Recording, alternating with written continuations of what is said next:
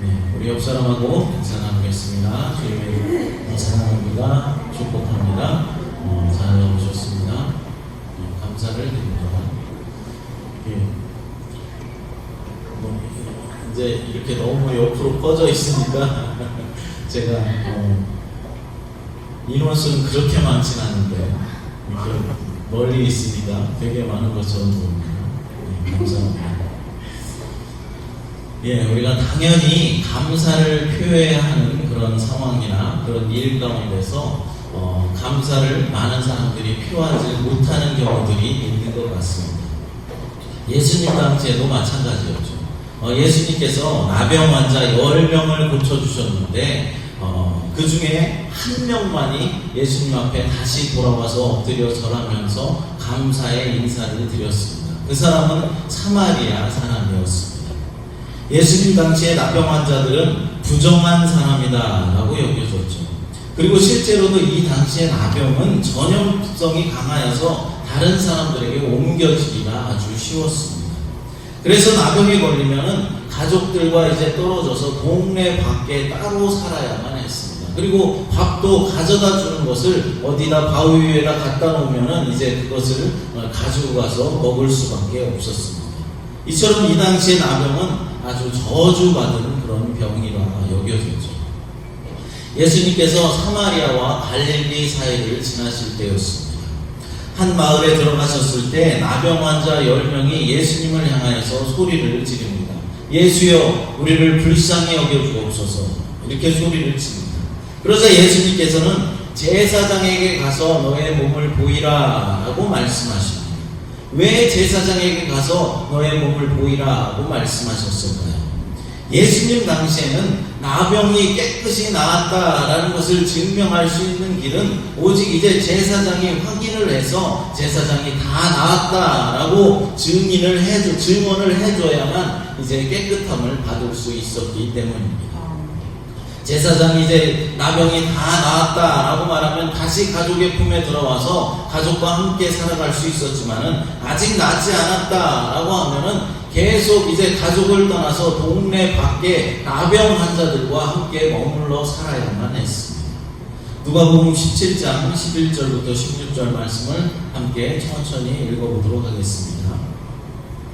예수께서 예루살렘으로 가실 때 사마리아와 갈릴리 사이로 지나가시다가 한 마을에 들어가시니 나병 환자 10명이 예수를 만나 멀리 서서 소리를 높여 이르되 예수 선생님이여, 우리를 불쌍히 여기소서 하거늘 보시고 이르시되 가서 제사장들에게 너의 몸을 보이라 하셨더니 그들이 가다가 깨끗함을 받은지라. 그 중에 한 사람이 자기가 나은 것을 보고 큰 소리로 하나님께 영광을 돌리며 돌아와 예수의 발 아래 엎드려 감사하니 그는 사마리아 사람이라. 아멘. 이 말씀에 보니까 나병 환자들이 예수님의 말씀을 듣고 제사장에게 가는 도중에 병이 나았다라고 말씀하고 있습니다. 예수님께서 이들을 고쳐주신 것입니다. 그런데 고침받은 10명의 나병 환자 가운데 단 한 명만 다시 예수님께 와 예수님의 발 앞에 엎드려서 감사의 말을 표했습니다. 그리고 그 사람은 사마리아 사람이었다라고 말씀하고 있습니다. 여러분, 사마리아 사람들이 당시 어떤 사람들이었습니까? 사마리아는 북이스라엘의 수도였죠. 근데 아시리아라는 나라에 이제 점령을 당하고 그로 인해서 이스라엘 민족의 순수성이 흐려진 그런 곳이었습니다. 다시 말해서 이방 사람들은 아니었지만은 이방의 피가 섞인 혼혈인들이 이제 많이 있게 되었다라는 것입니다. 그래서 이스라엘 사람들, 특히 유대 사람들은 사마리아 사람들을 좋아하지 않고 경멸의 눈으로 바라보기까지 했습니다. 그런데 누가복음의 말씀에 보면은 다른 9명의 나병 환자들은 예수님께 나병을 고침받고도 인사도 하지 않고 그냥 가버렸는데 사마리아 사람만큼은 예수님께 다시 와 감사의 인사를 드렸다라고 말씀하고 있는 것입니다. 여기에서 우리가 깨닫게 되는 것은 대부분의 사람들이 감사하는 것에 익숙하지 않다라는 사실을 우리는 알게 됩니다. 특히 한국 사람들은 감사를 잘 표현하지 않는다라는 것이죠. 당연히 감사를 해야 하는 상황에도 불구하고 감사하지 못하는 사람들이 많이 있는 것 같습니다. 이에 반해서 해서는 안 되는 원망 불평들은 아주 쉽게 늘어놓는 것을 볼 수 있습니다. 구약 성경에 보면은, 출애굽기서에 보면은 이스라엘 백성들이 이제 애굽에서, 이집트에서 종 생활을 하다가 출애굽하여서 광야에 머문 40년 동안 하나님께서 얼마나 그들에게 은혜를 베푸시고 얼마나 많은 축복을 베풀어 주셨는지 모릅니다. 그러나 그들은 하나님께 감사와 찬양을 돌려드리기보다는 늘 원망과 불평을 가지고 세월을 보냈습니다. 일본의 우찌무라 간조라는 사람은 감사하는 마음이 생기지 않는 메마른 마음을 가지게 되는 것은 저주다라고 말하였습니다. 다시 말해서 아무리 큰 은혜를 입었다라고 할지라도 도무지 감사하는 마음이 생기지 않는다면은 그 마음 자체가 메마른 것이고 그것이 바로 저주다라고 말하는 것입니다. 반대로 무슨 일을 해도 감사하는 마음이 충만한 사람은 은혜가 충만한 사람이고, 은혜가 충만한 것 그 자체가 바로 축복이다라는 것이죠. 왜 그렇겠습니까? 사람은 감사하는 마음이 있으면 있을수록 더욱더 행복해질 수 있기 때문입니다. 반면 감사하는 마음이 없으면 원망과 불평이 자꾸만 생기게 되고 결국에는 불행한 삶을 살게 되는 것입니다. 우리 믿음의 사람들에게 인생의 여정에 있어서 감사하는 이 감사가 없다면 마치 안고 없는 찐빵처럼 맛없는 인생이 되는 것입니다. 여러분, 김이 모락모락 나는 찐빵을 다들 먹어보셨을 것입니다. 추운 겨울날 따끈한 찐빵을 하나 먹어보는 것이 소원이었던 그런 적도 있습니다. 제가 이제 중학교에 다닐 때 버스를 타고 학교를 이제 등교하고 하교를 했는데, 학교를 마치고 버스 정류장에 가면은 그 버스 정류장 옆에 가게가 하나 있는데 거기에서 겨울철에 찐빵을 그냥 이렇게 굽는 것을 보면은 김이 모락모락 나고 냄새가 아주 맛있게 풍겨옵니다. 저거 하나 사 먹었으면 좋겠다라고 생각했지만은 당시 돈이 없어서 거의 잘 사 먹지를 못했습니다. 그런데 그 찐빵에 앙꼬가 들어있지 않은 찐빵을 골라서 먹는다라고 하면은 얼마나 맛이 없겠습니까? 마찬가지로 우리 믿는 자들에게는 꼭 감사가 있어야 한다라는 것입니다. 감사가 없는 성도는 참된 믿음의 사람이 아니라는 것이죠. 부부 사이에도 남편은 아내를 향해서 늘 고맙다라고 고마움을 표시하고, 아내도 남편을 향해서 늘 고마움을 표시하며 산다면 그런 가정은 행복하지 않을 수가 없을 것입니다. 부모 자식 간에도 마찬가지죠. 서로에게 늘 감사함을 표현하는 그런 가정은 아름다운 가정일 것입니다. 그러므로 감사할 때 기쁨이 있고 더 큰 축복을 받게 되는 것입니다. 헨리 포드가 자동차 왕으로 이제 돈을 많이 벌어서 한창 유명할 때의 일화입니다. 돈을 많이 벌었다는 소문이 나면 전국 어디에서나 도와달라라는 요청이 쇄도하기 마련이죠. 포드에게도 그런 도움을 요청하는 그런 편지들이 많이 이제 왔습니다. 그러나 일일이 그들을 다 도와줄 수는 없는 일이었습니다.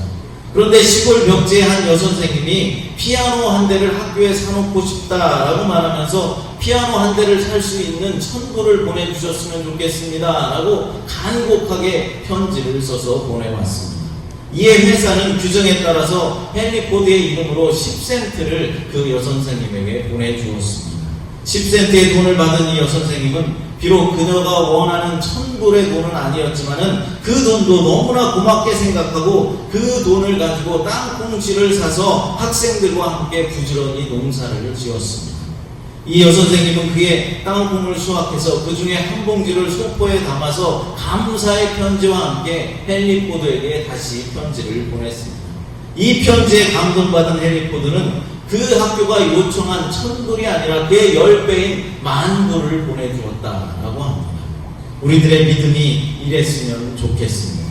작은 것에 감사할 줄 아는 그런 믿음이 있었으면 좋겠다라는 것이죠. 작은 것에 감사할 때 하나님께서 얼마나 기뻐하시겠습니까? 사실상 하나님께서는 우리에게 작은 것만을 주시지 않았습니다. 이미 너무나 큰 것을 선물로 주셨고 우리는 너무나 큰 것을 선물로 받았습니다. 우리에게 예수 그리스도를 통한 영원한 생명을 주신 것이죠. 우리들을 주님의 자녀 삼아 주시고 주의 백성 삼아 주셨다는 것입니다. 광야의 이스라엘 백성들에게도 하나님은 많은 것들로 채워 주셨습니다. 신명기 29장 5절 말씀을 읽어보겠습니다. 같이 읽겠습니다. 주께서 40년 동안 너희를 광야에서 인도하게 하셨거니와 너의 몸에 옷이 낡아지지 아니하였고 너의 발의 신이 헤어지지 아니하였으며. 아멘. 이스라엘 백성들이 광야에서 광야 생활 40년을 보낼 때에 굶어 죽은 사람이 없었고 발이 부르튼 사람도 없었다라고 말하고 있습니다. 뿐만 아니라 옷이 낡아서 못 입은 사람도 없고 신발이 헤어진 사람도 없었다는 것입니다. 참으로 신기한 일입니다. 이뿐만 아니라 하나님께서는 늘 이스라엘 백성들이 배불리 먹을 수 있도록 만나를 내려주셨고 또 메추라기를 내려주셨습니다. 밤에는 불기둥으로 낮에는 구름기둥으로 그들을 인도하여 주셨습니다. 또 반석에서 생수가 나게 하셔서 그들이 목마르지 않도록 해주셨고 날마다 하나님께서 함께 해주시고 동행하여 주셨습니다. 이렇게 하나님이 사랑해 주시고 축복해 주시면 어떻게 해야 마땅하겠습니까? 날마다 하나님께 감사하고 찬양하며 하나님 앞에 영광을 올려드려야만 하는 것입니다. 하지만 이스라엘 백성들은 도리어 어떻게 했습니까? 원망과 불평만을 쏟아냈습니다. 잠시만 틈을 주면은 계속해서 불평과 불만을 쏟아내었습니다. 도무지 감사를 모르는 목이 꼿꼿한 백성이 된 것입니다. 이것은 하나님의 택함을 받은 백성들의 도리가 아닙니다. 그래서 하나님께서 이 백성들이 적어도 1년에 3번씩은 정성껏 준비한 감사의 예물을 드리면서 하나님 앞에 나와 절기를 지킬 수 있도록 규례를 만드신 것입니다.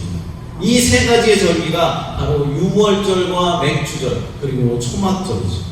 그 중에 초막절이 지금 우리가 지키고 있는 추수감사절의 유래가 된 것입니다.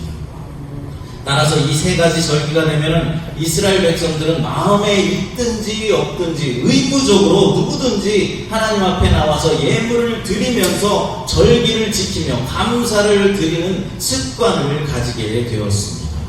여러분, 습관이라고 해서 모두가 다 나쁜 것은 아니죠. 좋은 습관은 매우 유익한 것입니다.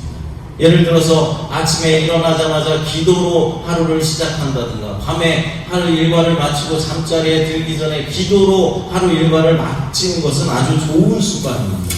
또한 성경을 꾸준히 읽고 성경을 묵상하는 것, 날마다 성경을 읽어 나가는 습관은 아주 유익한 습관입니다. 이런 좋은 습관들이 들면 얼마나 감사하고 축복이겠습니까? 사랑하는 여러분, 특별히 감사하는 습관을 가지시기 바랍니다. 작은 일에 감사하는 여러분들이 되시기를 바랍니다. 언제나 우리의 일상에서 만나는 모든 사람들에게도 감사하는 습관을 가지십시오. 그럼 감사의 인사를 받는 분들도 기뻐할 것이고 복음 전도에도 큰 도움이 될 것입니다. 감사는 신앙과 인격의 문제입니다. 우리가 항상 감사하는 마음을 가지고 사는 것은 매우 중요한 일입니다. 사실 감사의 조건이 있을 때 감사하는 것은 매우 쉽습니다. 어떤 좋은 일이 생겼을 때 하나님 앞에 감사하는 것은 쉬운 일이죠. 그러나 감사할 만한 조건이 없을 때, 어려움이 닥치고 불행이 닥쳐왔을 때 감사하는 마음을 가진다는 것은 매우 어려운 일일 것입니다. 그럴 때는 오히려 원망과 불평이 생기지 감사할 수 있는 그런 마음이 잘 생기지를 않는다라는 것이죠. 그러나 어려운 환경 가운데서도 감사의 마음을 가지는 그런 사람은 정말로 신앙이 성숙한 사람이고 인격이 성숙한 그런 사람일 것입니다.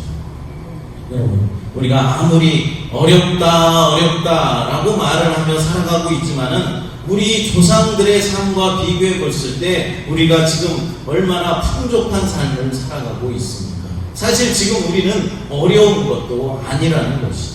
보릿고개를 겪으며 밥도 제대로 못 먹던 그들에 비해서 지금은 우리는 얼마나 잘 살고 잘 먹고 있습니까? 너무나 풍족하지 않습니까? 너무나 풍족해서 도리어 병에 걸리는 그런 시대가 되었다라는 것입니다. 오늘 말씀 본문 1절을 함께 읽어보겠습니다. 내가 전심으로 주께 감사하며 신들 앞에서 주께 찬양하리이다. 아멘. 이 시는 다윗이 쓴 시로서 이 시 전체가 하나님께 감사하며 하나님을 찬양하는 그런 노래인 것을 확인할 수 있습니다.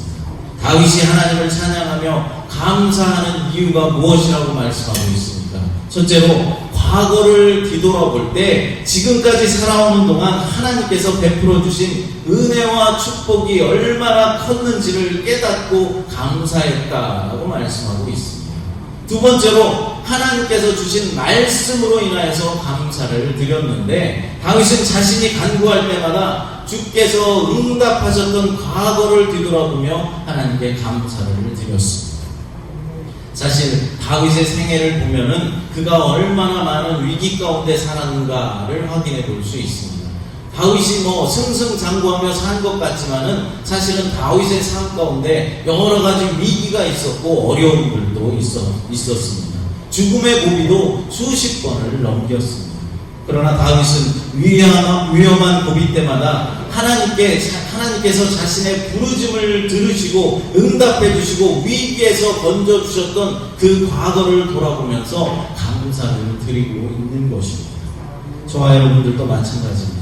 지금까지 살아오는 동안 어려움도 있었고 여러 가지 위태할 때도 있었습니다. 위기 가운데 빠졌던 적도 있었습니다. 하지만 주님께서는 우리가 기도하지 않았음에도 불구하고 하나님 앞에 별로 간구하지 않았음에도 불구하고 우리를 도와주셔서 오늘날 우리가 이렇게 은혜로운 삶을 살아갈 수 있도록 도와주셨습니다. 하지만 우리는 어땠습니까? 하나님께서는 우리의 어려움을 건져주시고 위태할 때도 보호하시고 도와주셨지만은 우리가 그 은혜를 깨닫지 못하고 망각할 때가 얼마나 많이 있었습니까? 시편 103편 2절 말씀을 읽어보겠습니다. 내 영혼아 여호와를 송축하며 그 모든 은택을 잊지 말지어다. 아멘. 이것도 다윗이 고백한 시입니다. 우리가 하나님의 크신 은혜와 축복을 잊지 않고 사는 방법은 바로 다윗처럼 늘 간증하며 찬양하며 사는 것입니다. 히브리어로 감사라는 단어에는 기억하다라는 뜻이 있습니다. 다시 말해서 감사의 뜻은 은혜를 잊지 않고 기억하며 사는 것을 말하는 것이죠. 여러분, 은혜의 반대말은 그럼 무엇인 줄 아십니까? 바로 배은망덕입니다. 따라서 이스라엘 백성들이 항상 원망과 불평을 했던 것은 그들이 배은망덕했기 때문입니다. 그들이 홍해 앞에 섰을 때 그들은 꼼짝없이 죽은 목숨이었습니다. 하지만 그때 하나님께서 홍해를 갈라서 육지처럼 건너가게 하셔서 그들의 목숨을 살려주셨습니다. 그러나 그들은 사흘 뒤에 도착한 마라라는 곳에서 또 어떻게 했습니까? 원망 불평을 했습니다. 물이 먹고 싶어서 물을 찾아서 물을 먹었는데 그 물이 써서 먹을 수 없게 되자 다시 사흘 전에 베풀어 주신 주님의 그 은혜는 까마득하게 잃어버리고 원망 불평만 쏟아내었다라는 것입니다. 결국 광야 1세대는 원망과 불평이 습관이 되어서 다 망하였습니다. 여호수아와 갈렙을 제외하고는 모두 가나안에 들어가지를 못하고 광야에서 다 목숨을 잃어야 했습니다. 그러나 다윗은 항상 하나님의 은혜를 기억하면서 살았습니다. 늘 하나님 앞에 감사와 찬양으로 영광을 돌리며 살았습니다. 예수 믿는 사람들이 가장 행복한 때가 언제인 줄 아십니까? 하나님의 은혜와 사랑에 감격하여서 감사가 넘침으로 주님을 찬양할 때입니다. 여러분들은 지금 마음에 평안과 기쁨이 다들 있으십니까? 만약 지금 내 마음 가운데 기쁨이 없고 내 삶이 평안이 없고 지금 내 삶이 행복하지 않고 불행하다라고 느끼고 있다면은 그것은 여러분들이 그동안 삶을 살아오면서 감사하는 삶을 살지 않았기 때문일 것입니다. 사랑하는 여러분, 감사하는 마음을 가지고 있을 때 하나님께서 여러분들에게 더 큰 축복과 복으로 채워주실 것입니다. 오늘 추수감사절을 맞이하여서 다시 한번 감사의 마음을 회복하는 저와 여러분들이 되시기를 간절히 축복합니다. 기도하겠습니다. 사랑하는 주님 감사합니다. 주님께서 나를 자녀 삼아주시고 이 자리까지 인도하여 주셨음을 감사합니다. 그러나 우리는 감사하기보다는 불평과 불만만 늘어놓으며 살았음을 이 시간 고백합니다. 하나님, 우리의 부족함과 연약함을 용서하여 주시옵고 어떤 상황에서든지 어떤 여건에서든지 감사하는 삶을 살아가는 그런 믿음의 사람들이 다 될 수 있도록 하나님 인도하여 주시옵소서. 거룩하신 예수님의 이름으로 기도드리옵나이다. 아멘. 이제